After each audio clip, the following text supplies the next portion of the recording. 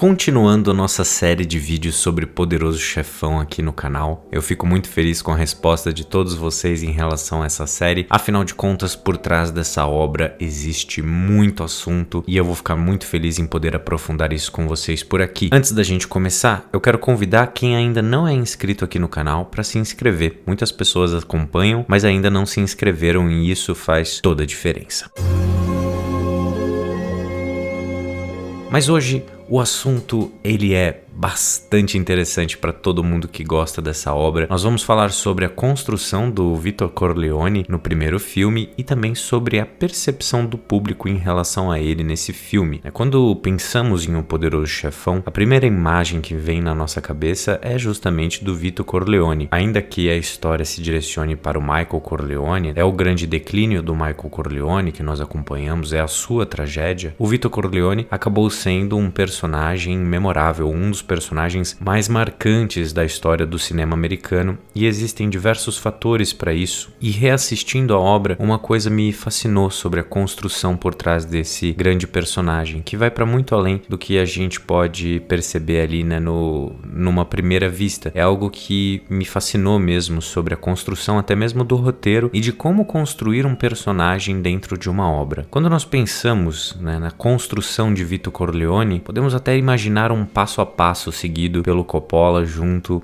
ao Mario Puzo. O primeiro passo era entender as possibilidades por trás daquele livro. Existe um material muito famoso do Coppola chamado o The Notebook, que foi justamente um trabalho que o Coppola teve em cima da obra, né, do Mario Puzo. Ele foi fazendo diversas anotações enquanto lia o livro, ele queria entender quais eram os grandes pontos daquela história e ele precisou fazer escolhas, ele precisou decidir que tipo de história seria aquela, que história acompanharíamos. E o Coppola tem uma coisa muito interessante que é um respeito aos autores, né? Você vê ali na entrada do filme que ele fez questão de colocar o nome do Mario Puzo ao lado do título do filme. Então o Coppola ele tem muito orgulho de realizar isso e ele sempre trabalhou de forma colaborativa com as pessoas. A decisão que ele tomou em relação ao livro foi a de criar um filme sobre a sucessão de poder. Portanto, o Vito Corleone precisava ser o imperador.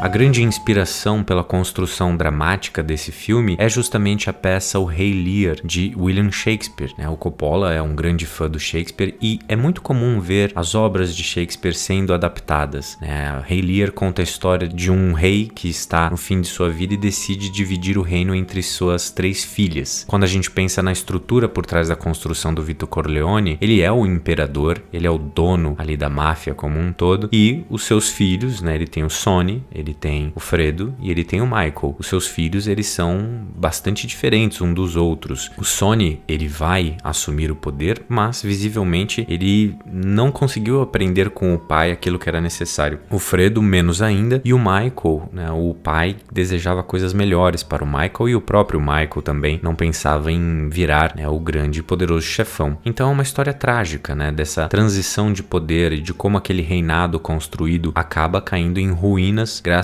justamente a esse processo de sucessão que costuma ser bastante caótico e ainda mais baseado em Rei Lear. Essa foi a escolha dramática da construção do Vito Corleone. Logo, ele precisaria ser um homem extremamente poderoso, as pessoas precisariam respeitá-lo. O segundo passo para que isso acontecesse, além da construção do roteiro, né, que é um roteiro brilhante, para quem já acompanhou todos os meus vídeos aqui no canal sobre O Poderoso Chefão, vocês sabem que por trás da construção do filme foi um cenário caótico, né? O Coppola precisou batalhar para ter o Marlon Brando como o poderoso chefão, como o Vito Corleone, e até mesmo batalhou para o Al Pacino fazer o papel do Michael Corleone. Durante muito tempo, ele e o Al Pacino tinham grandes riscos ali de perder o emprego, né? O Marlon Brando, na época, já tinha saído do seu auge, né? Ele estava em um declínio e os estúdios não tinham muita vontade de trabalhar com ele por ser considerado um ator difícil, mas o Coppola viu nele uma definição ali do que seria o Vito Corleone e não à toa, né, até hoje é considerado uma das grandes interpretações na história. Esse é um personagem que, como a gente vai falar agora, ele é bem diferente do que nós podemos imaginar do que seria o estereótipo do homem poderoso, né? Eu acho que o terceiro grande passo, que é nessa construção de decidir que história é essa, quem é esse homem, quem vai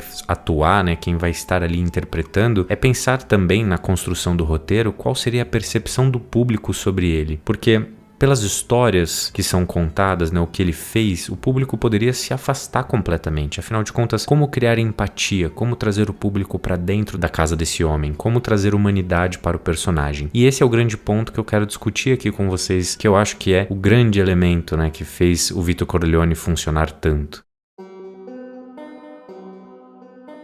O filme mostra o Vito Corleone em situações de poder e de fragilidade, mas nunca de violência. Pelo menos não com os outros, né? Só com ele mesmo. O que faz o personagem ser poderoso são as histórias que os outros personagens contam dele. Então percebam que, desde a primeira cena até a última em que o Vito Corleone aparece, em nenhum momento ele pega uma arma, em nenhum momento ele agride alguém ou ele faz alguma coisa violenta. Todas as cenas são criadas através do contraste. Ele é extremamente educado com seus inimigos, ele trata todos com respeito, ele faz tudo em um tom muito particular onde ele não precisa gritar para mostrar suas emoções. Talvez o que torne o personagem tão poderoso na percepção do público seja justamente esse contraste, onde o ator faz um homem gentil. Vito Corleone é gentil em todas as cenas, ainda que as histórias à sua volta o coloquem em um lugar de um homem cruel, né, de um homem fora da lei. A principal história gerou justamente uma das melhores frases do filme, que é: eu vou fazer uma oferta que ele não pode recusar. Essa informação, ela é apresentada para o público em uma conversa do Michael com a Kay, e a forma natural com que ele conta a história de como o Vito fez um dono de uma banda assinar um papel, senão ele ia morrer, é o primeiro vislumbre de até onde eles vão, né? Até onde o Vito Corleone negocia e como negocia. Logo depois da sequência da festa, nós temos justamente a demonstração do seu poder até onde ele vai, que é justamente a sequência da cabeça do cavalo, né? Aquela cena, ela seta o tom, e aí é uma coisa que eu gosto de pensar. O personagem funciona dessa forma, ele impacta o público dessa forma justamente porque a ordem em que as coisas acontecem nos deixam em um completo fascínio pelo personagem. Em primeiro lugar, ele é apresentado como um homem que pode resolver um problema que nem mesmo a polícia resolveu. Ele está no casamento de sua filha, ele tem um carinho muito grande pela sua família, ele espera por seu filho, não tiraria foto sem ele, ele ajuda pessoas diversas, ele é o padrinho de um cantor famoso, ele tem um poder extremo, gigantesco em suas mãos. Mas todas as suas atitudes são demonstradas de forma sutil.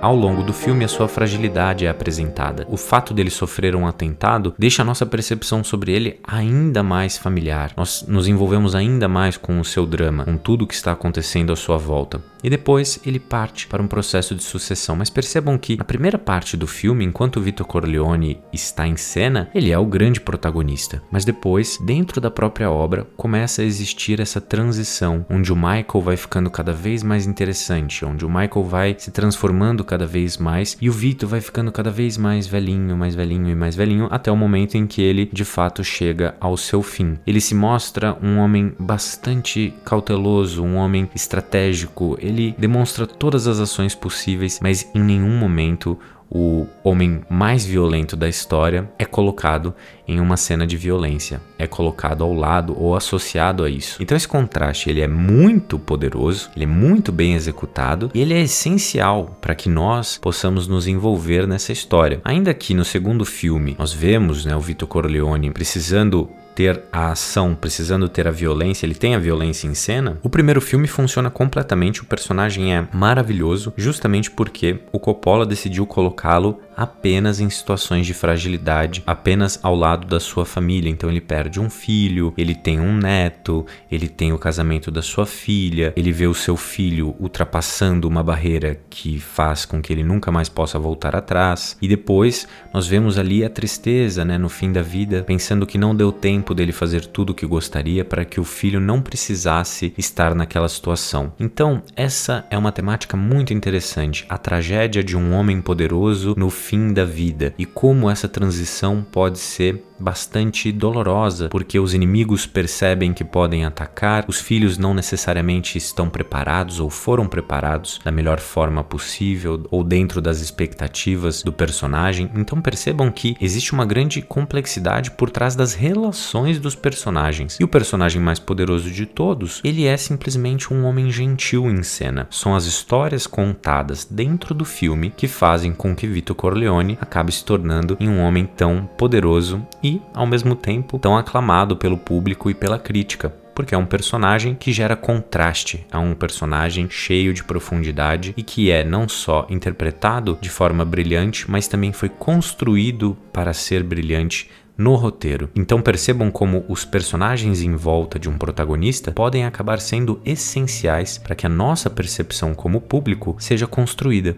Isso é bastante interessante, porque você não precisa retratar um personagem apenas com as ações dele, mas também com a perspectiva dos outros, com as histórias contadas. Então, Poderoso Chefão é um filme cheio de histórias dentro de si e que vão criando as características principais daqueles personagens que nós nos relacionamos tanto. Eu espero que vocês tenham gostado desse vídeo, pessoal. Não deixem de se inscrever aqui no canal, isso me incentiva demais a continuar produzindo. Compartilhem esse vídeo com pessoas que gostam de O Poderoso Chefão e deixem aqui nos comentários o que vocês acharam dessa reflexão sobre Vito Corleone. Deixem suas opiniões por aqui e a gente se encontra no próximo vídeo.